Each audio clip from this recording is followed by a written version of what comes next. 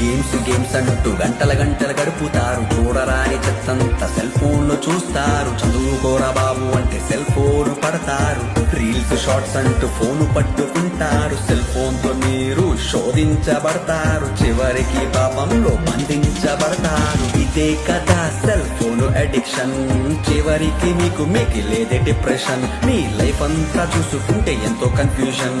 Cell phone చేసింది total distraction. ఇప్పటికైనా ఆలోచించు, లే సెల్ ఫోన్ గేమ్స్ పక్కన పెట్టు. ఇంకా చదువు మీద కాన్సంట్రేషన్ పెట్టు. ప్రార్థనా వాక్యం మీద దృష్టి పెట్టు. జ్ఞానం కోసం దేవునికి మొర పెట్టు.